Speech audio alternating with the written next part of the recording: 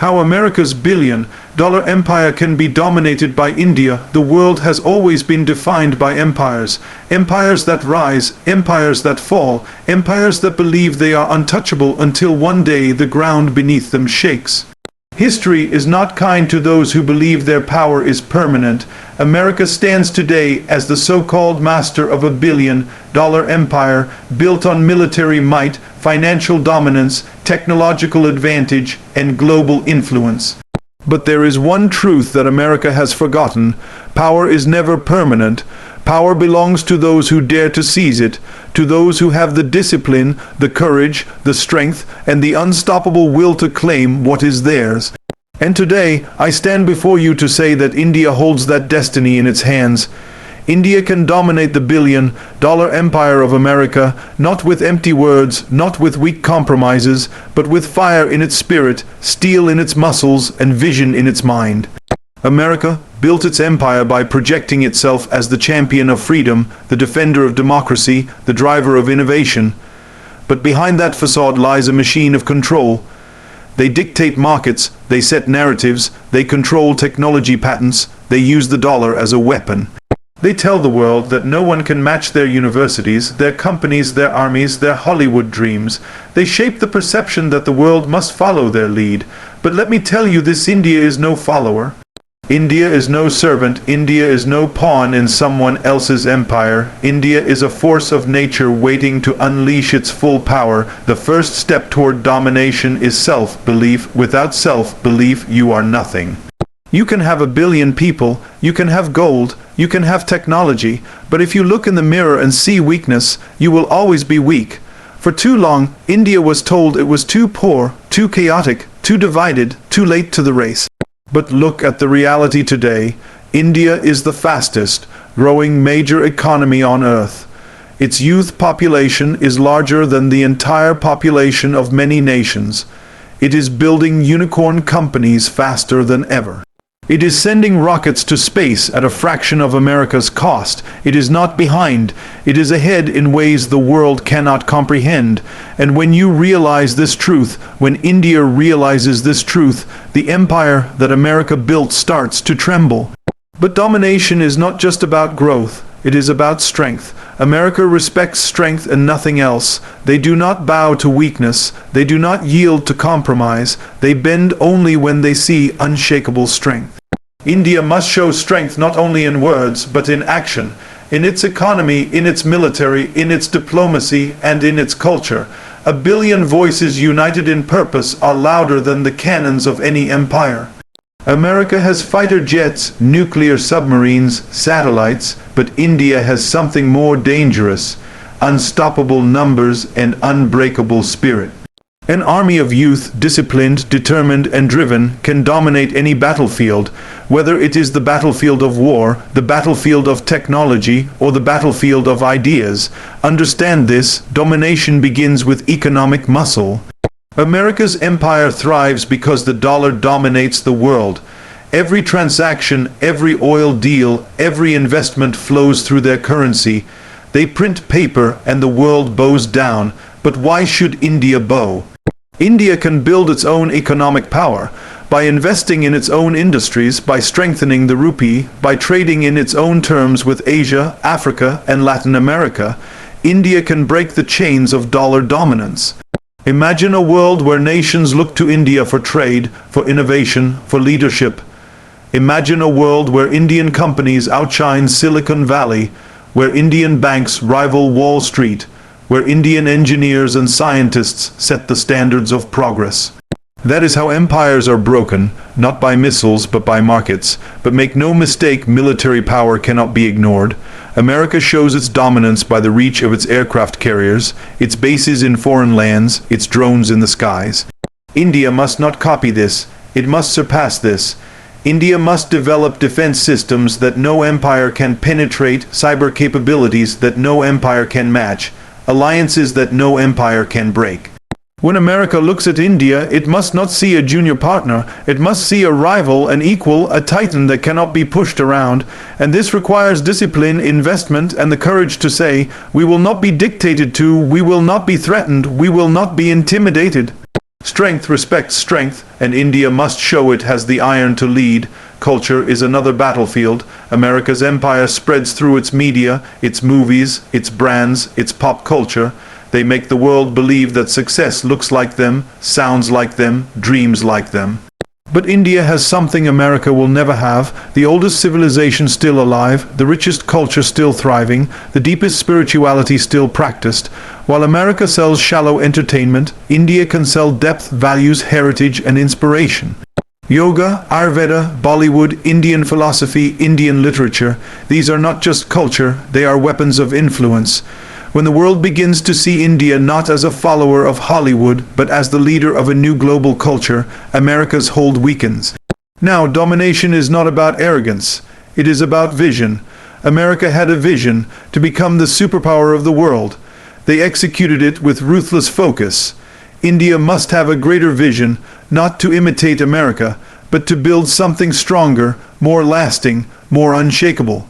A vision where knowledge, technology, and power serve humanity, not just profit. A vision where nations partner, not dominate, but make no mistake, vision without action is fantasy. India must act with ferocity. It must build roads, bridges, ports, and power plants. It must invest in AI, robotics, quantum computing, biotechnology. It must not just consume technology. It must invent, patent, and export it. Because the empire of the future will not be ruled by bombs. It will be ruled by data, by algorithms, by who controls the intelligence that powers machines. And let me tell you, India has the brain power. America has universities that attract talent, but India has 1 billion minds. Every time an Indian youth picks up a book, learns to code, builds a startup, writes a new algorithm, the empire of America loses a little ground. And when these minds stay in India, build in India, scale in India, then the empire crumbles faster than anyone can imagine. Brains are stronger than bombs, and India has more brains than any empire can handle. Domination also requires unity. America thrives because its people, no matter their differences, unite under one flag when it matters. India, with its diversity, must do the same. North, south, east, west. Different languages, different cultures, different traditions. But one nation, one purpose, one destiny. When India unites, no empire can divide it, no empire can manipulate it, no empire can control it. Division is the weapon of the empire, unity is the shield of the challenger, and India's unity, when fueled by ambition, will shatter the illusion of American dominance. Remember this: America's empire is not eternal. Every empire in history believed it would last forever. The Roman Empire, the British Empire, they all believed they were invincible. Where are they now? Dust, ruins, lessons in history books. America will face the same fate. Not because someone wishes it, but because that is the law of power. Power shifts, power changes hands, power moves to those who have the courage to take it. And right now, India has the momentum, India has the strength, India has the opportunity. Do not misunderstand me. This is not about hatred. This is not about destruction. This is about destiny. Destiny favors the bold, and India must be bold. It must look at America's billion-dollar empire and say, "We will not be intimidated by your wealth. We will not be blinded by your glamour. We will not be silenced by your power. We will rise. We will compete. We will dominate."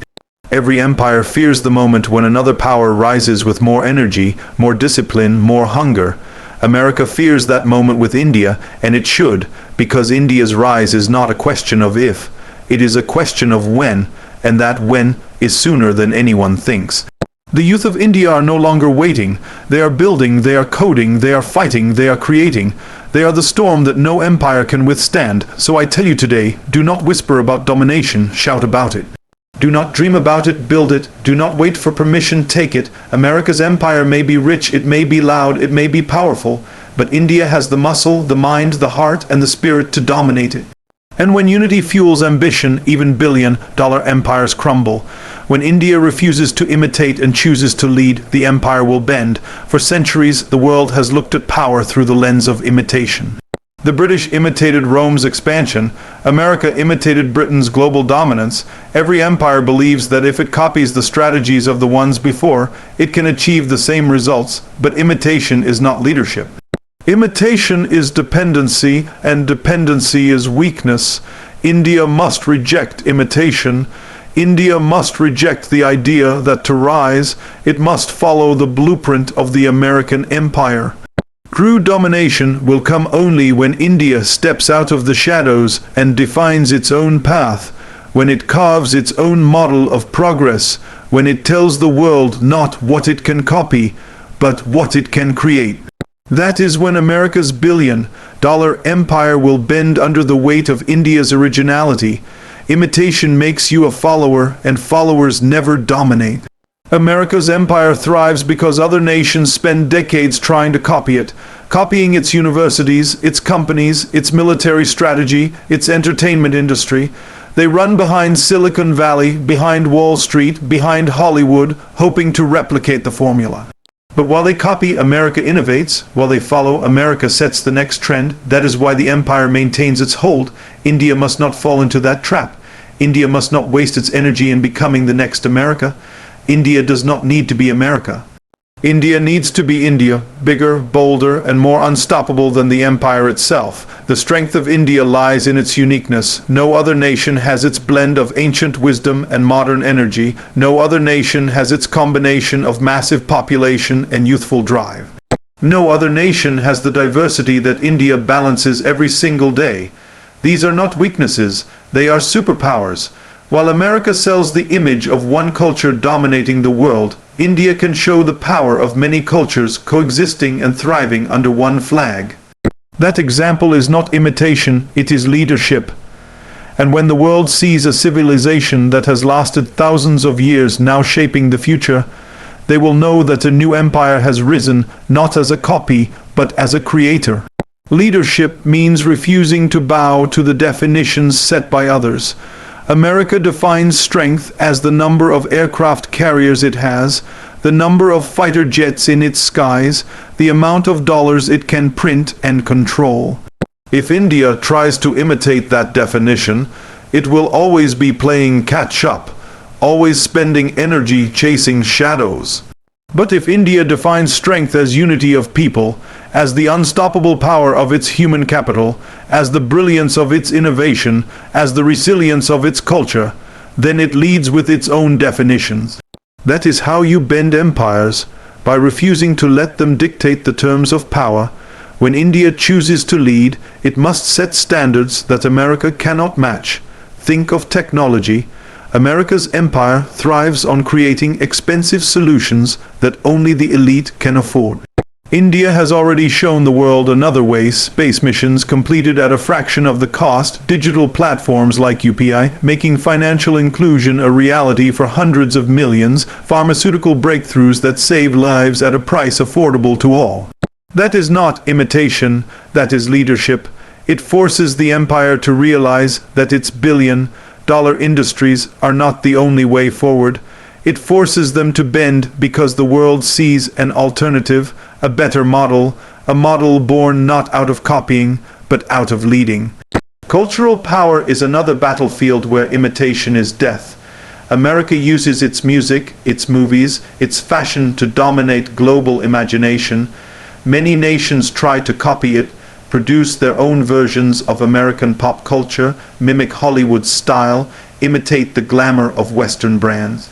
But India has something far more potent. Indian music, Indian cinema, Indian festivals, Indian spirituality. They are not copies, they are originals, and they carry a depth that America cannot replicate.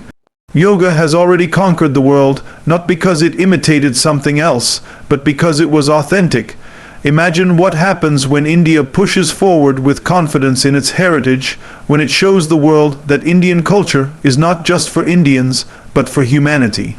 That is leadership, and that is how the empire bends. But leadership is not just about culture or economy, it is about mindset. The American empire operates with a mindset of domination. To be on top, others must be beneath. If India imitates that mindset, it becomes a mirror image of the empire it seeks to replace. But India's philosophy has always been different. It has always believed in Vasudhaiva Kutumbak, the world is one family. If India can carry this mindset into its leadership, it will create an empire not of domination, but of respect, collaboration, and growth. That is not weakness, it is strength beyond what America has ever shown. Because when nations feel respected, when they feel valued, they align willingly, and when they align with India's vision, America's empire loses its grip. India's refusal to imitate must extend into its politics as well. America builds influence by forcing military bases, sanctions, and regime changes. India must not copy these tactics. Instead, India can lead through partnerships, through development aid, through building infrastructure that lifts entire regions. Already, Indian companies are building roads, railways, and power plants in Africa, in Asia, in the Middle East. This is not America's model, it is India's model, and it is more powerful because it builds allies, not subjects. That is leadership, and leadership bends empires without firing a single bullet. Imitation weakens identity, but leadership strengthens it. America's empire bends every nation into its mold, stripping away uniqueness until everyone consumes the same brands, watches the same movies, dreams the same dreams. But India does not need to erase differences to lead. India's strength comes from embracing difference, from proving that unity does not require uniformity. If India leads with that philosophy, it offers the world a new kind of empire, an empire of diversity, not conformity. And that is a vision America cannot compete with, because it was built on assimilation, not acceptance. Leadership also requires risk. Imitation is safe. You follow the path already carved. Leadership means stepping into the unknown, daring to try what has never been done. India must take those risks, invest in new technologies before anyone else dares, experiment with bold policies that others fear, send missions deeper into space, create innovations that disrupt industries, explore ways of governance and economics that make people freer, not more controlled. Every time India takes a risk and succeeds, it bends the empire because it proves that the American way is not the only way. The empire bends when the world sees another power rising not by copying, but by redefining. When India shows that leadership is not about being America 2.0, but about being India 1.0, the narrative shifts. No longer will success be measured by how closely nations resemble the United States. Success will be measured by how closely they follow India's example of unity, innovation, resilience, and authenticity. That is the ultimate bending of empire, not through confrontation, but through obsolescence. America's billion-dollar empire will look outdated when compared to India's trillion-dollar vision built on originality. And remember, the refusal to imitate must come from within the hearts of the people. Every Indian youth must stop dreaming of running away to America and instead dream of building something so powerful in India that America comes running to them. Every Indian entrepreneur must stop copying Western products and instead invent something that changes the world. Every Indian artist must stop mimicking Western culture and instead express the richness of their own heritage. Every Indian policymaker must stop chasing the validation of American approval and instead stand firm on decisions that serve Indian interests first. When this collective refusal to imitate becomes a national mindset, leadership will no longer be a choice. It will be inevitable. America's empire thrives on imitation, on the idea that it is the model everyone must follow. But when India refuses to follow, refuses to be molded, refuses to bow, the empire is forced to acknowledge a rival it cannot control. Leadership is about setting the course, defining the future, and daring others to catch up. India has everything it needs: population, resources, culture, intellect, history. What it must embrace now is the courage to lead on its own terms, and when India refuses to imitate and chooses to lead, the empire will bend.